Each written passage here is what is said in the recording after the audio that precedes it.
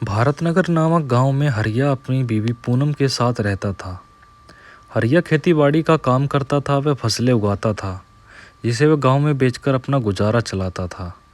भरतपुर नामक गांव में एक चुड़ैल रहती थी जिसने पूरे गांव में हाहाकार मचा रखा था।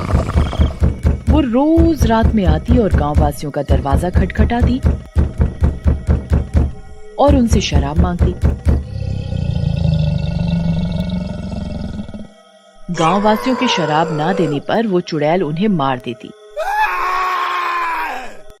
एक दिन हरिया अपने खेत से थक हार कर घर लौटता है। अरे पूनम, मैं आ गया हूँ खेत से काम करके।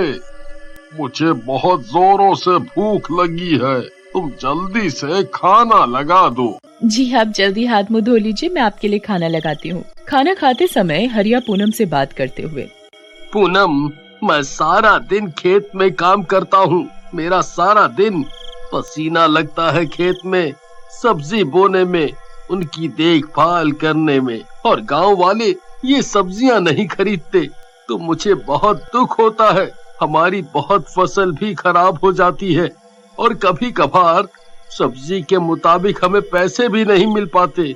ऐसे तो हम कर्जे में आ जाएंगे। जी आप चिंता न करें, जल्द ही कुछ ठीक होगा। पूनम और हरिया खाना खा ही रहे होते हैं, तभी गेट से किसी के खटखटाने की आवाज आती है। वो एक शराबी चुड़ैल होती है। मैं शराबी, मैं शराबी, मैं शराबी, मैं शराबी। एक तो यहाँ हमारा काम धंधा नहीं चल रहा और एक इस शराबी चुड़ैल ने हमारी नाक में दम कर रखा है। यहाँ हमारे खाने के पैसे नहीं हो पाते। हम दोनों मियाँ बीवी बड़ी मुश्किल से रोटी का गुजारा कर रहे हैं और यहाँ ये चुड़ैल, इसको रोज शराब पिलानी पड़ती है। जी आप बिल्कुल सही कह रहे हो। हमने इस शराबी चुड़ैल को कितनी शराब पिला दी है, पर ये बिल्कुल बाज नहीं आती। रोज ही हमारे दरवाजे पर शराब मांगने आ जाती है। इसका कोई ना कोई इलाज निकालना ही पड़ेगा। बताओ जी हम क्या करें? अभी तो तुम इसे शराब दो, इस शराबी चुड़ैल का करते हैं हम कुछ ना कुछ इलाज। पूनम अलमारी से एक दारू की बोतल निकालकर चुड़ैल को दरवाजे के नीचे से दे देती है।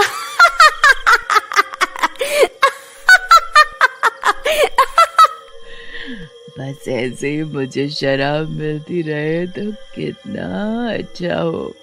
कभी कभार तो मुझे कोई शराब नहीं देता, इसीलिए तो मैं उन्हें मार डालती हूँ। मुझे और किसी से नहीं मतलब, मुझे मेरी शराब से मतलब है। बस रोज एक बोतल शराब मिल जाए तो मजा ही आ जाए। मैं शराबी, मैं शराबी।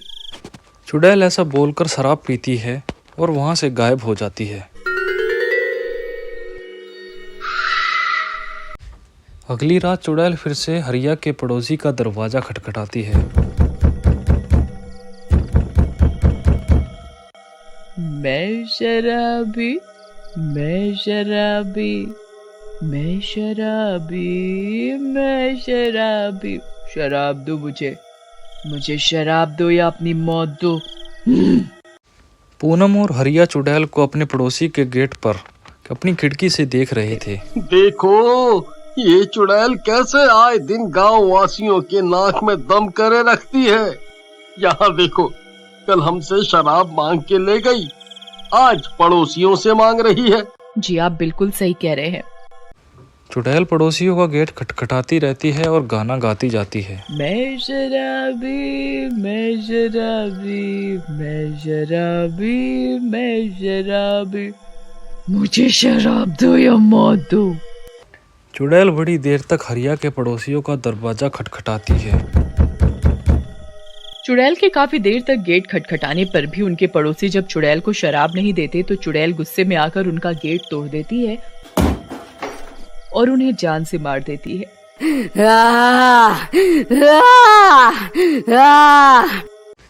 अगले दिन सभी गांव वाले मिलकर हरिया के पड़ोसी का अंतिम संस्कार करते हैं। अंतिम संस्कार में सरपंच जी भी आए हुए थे। सभी गांव वाले डरे हुए थे और सरपंच जी से वह अपनी परेशानी बताते हैं। सरपंच साहब, ये देखो, शराबी चुड़ैल ने गांव का क्या हाल कर दिया है। आए दिन वो किसी ना किसी की जान लेने पे तुली रहती है। हम बहुत परेशान हैं, ना ही हमारा काम धंधा चल रहा है और ऊपर से रोज इस चुड़ैल के लिए शराब लाकर रखनी पड़ती है, वो भी सिर्फ और सिर्फ अपनी जान बचाने के लिए। हरिया के साथ सभी गांव वाले भी सरपंच जी से कहने लगते हैं, जी सरपंच साहब, हमें इस चुड़ैल का कुछ ना कुछ तो इंतजाम करना ही पड़ेगा, नहीं तो एक दिन सारे के सारे गांव वासी मारे जाएंगे और फिर हम इसे शराब पिला पिला कर कंगले हो जाएंगे। हाँ, तुम सही कह रहे हो, हमें जल्दी से जल्दी कुछ ना कुछ करना पड़ेगा अपने गांव के लिए, नहीं तो एक दिन हम सब बहुत बड़े संकट में आ जाएंगे। तभी एक गांव वाला बोल पड़ता है, हमें ना एकजुट होकर गांव के बाबा के पास जाना चाहिए, अब तो वही हमारी परेशानी का हल निकालेंगे। सारे गांव वाले मिलकर बाबा जी के पास जाते हैं और बाबा जी को अपनी परेशानी बताते हैं। बाबा जी हमें बचाओ, बाबा हमें बचाओ, हम सब की जान खतरे में है, बाबा हमारी जान बचाओ। क्यों, क्या हुआ बच्चों, तुम सारे के सारे इतने घबराए हुए क्यों हो? बाबा, हमारे गांव में एक चुड़ैल का साया है। वो एक शराबी चुड़ैल है और रोज रात हमारे घर के दरवाजे पर आकर वो हमसे शराब मांगती है। हाँ बाबा जी, और हम अगर उसे शराब ना दें तो वो हमें जान से मारने को कहती है। सरपंच भी गांव वाले की बात से सहमति मिलाकर कहता है कि जी बाबा जी, मैंने अपनी आंखों से देखा है, उस चुड़ैल ने हमारे गांव के कई आदमियों को जान से मार दिया है। उसने उस शराबी चुड़ैल को शराब नहीं दी थी और उस चुड़ैल ने उसकी जान ले ली। बाबा जी, गांव का मुखिया होने के कारण मैं बहुत परेशान हूँ, आप कैसे भी करके हम सब गांव वासियों की जान बचाओ। ठीक है, तुम सब चिंता मत करो, मैं तुम्हें बताता हूँ इस शराबी चुड़ैल को मारने का तरीका। बाबा सरपंच को गंगा जल दे देते हैं। सरपंच जी, आज रात में जब भी यह शराबी चुड़ैल गांव में शराब मांगने के लिए गांव वासियों का दरवाजा खटखटाए तो तुम सब उसे ये गंगा जल एक बोतल में भर कर दे देना।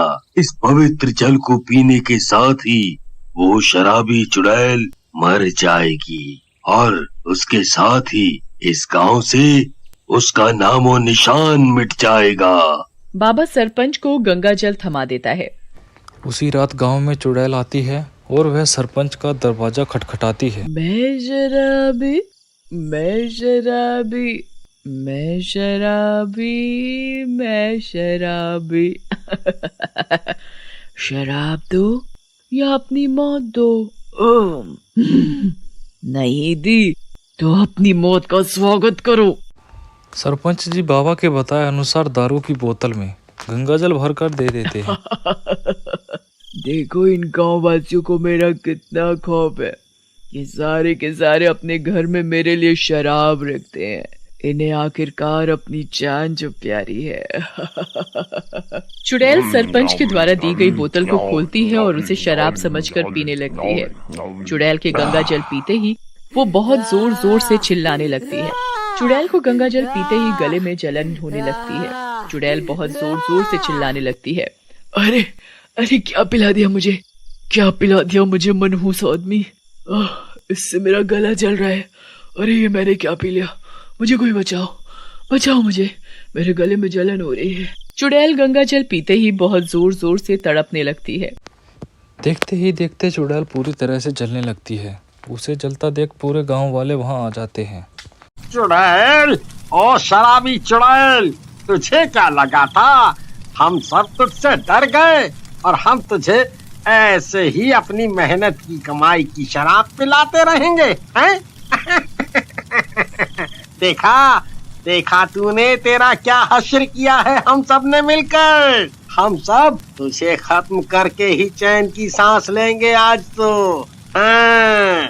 देखते ही देखते चुड़ैल सारी की सारी जल जाती है और गांव से उसका नामो निशान खत्म हो जाता है।